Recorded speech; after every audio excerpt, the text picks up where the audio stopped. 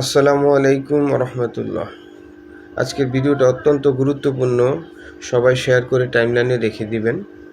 আজকের বিষয়টি হচ্ছে ছোট ছোট বাচ্চারা বা নবজাতক শিশু জন্মের পরে যে কান্নাকাটিগুলো করে, প্রতিদিন কান্নাকাটি করে বা কোনো একটা নির্দিষ্ট সময় কান্নাকাটি করে, এ থেকে কান্নাকাটি বন্ধ করার তদবির আমি আজকে 4টি তদবির দিব। ইনশাল্লাহ এই তদবিরগুলো যদি মানেন, বাচ্চা কান্নাকাটি বন্ধ হয়ে যাবে।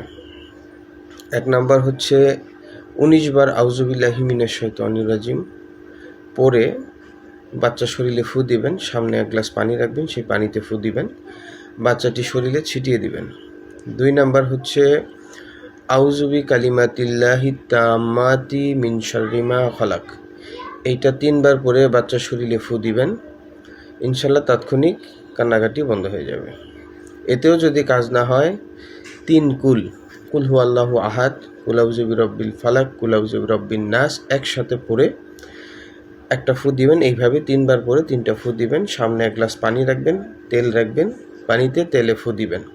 এই তেল আর পানি ব্যবহার করবেন, ইনশাল্লাহ কান্নাকাটি বন্ধ হয়ে যাবে। 4 নাম্বার হচ্ছে, যদি এতেও কাজ না হয়, বাচ্চার মাথায় এইভাবে হাত রাখবেন। হাত রেখে আয়াতুল কুরসি, আল্লাহু লা ইলাহা ইল্লাহু আল হাইয়ুল কাইয়ুম, এই আয়াতুল কুরসিটা পুরাটা 7 বার পড়বেন।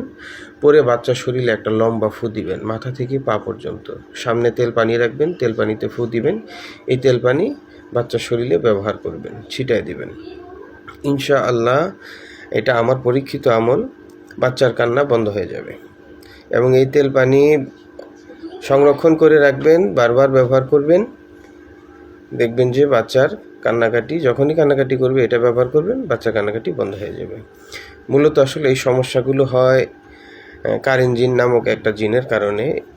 একটা মানুষ যখন দুনিয়াতে জন্ম হয়, তখন শয়তানের পক্ষ থেকে একটা জিনকে নিয়োগ করা হয়, তার মৃত্যু পর্যন্ত তার সাথে থাকবে। এর কাজ হচ্ছে মানুষকে ধোঁকাবাজির মধ্যে ফেলে দেওয়া, অসহায় ফেলে দিয়ে তাকে জাহান্নামের দিকে নিয়ে যাওয়ার।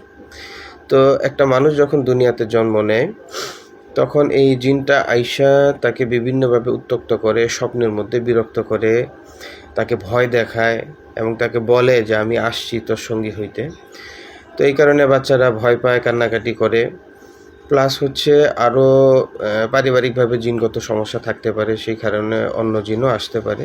মূলত এই সমস্যাগুলো জিনের কারণেই হয়। তো এটা যে তদবিরগুলো দিলাম, ইনশাল্লাহ এগুলো যদি আপনারা মানেন, বাচ্চার কান্নাকাটি বন্ধ হয়ে যাবে ইনশাল্লাহ। আর যদি সমস্যা হয়, আমার সাথে যোগাযোগ করবেন, আমি ইনশাল্লাহ তদবির আবার বলে দিব। দরকার হলে যদি এর দ্বারাও কাজ না হয়, তাহলে বুঝতে হবে ডাক্তারি কোনো সমস্যা আছে, ডাক্তারের সাথে পরামর্শ করবেন ইনশাআল্লাহ। আসসালামু আলাইকুম।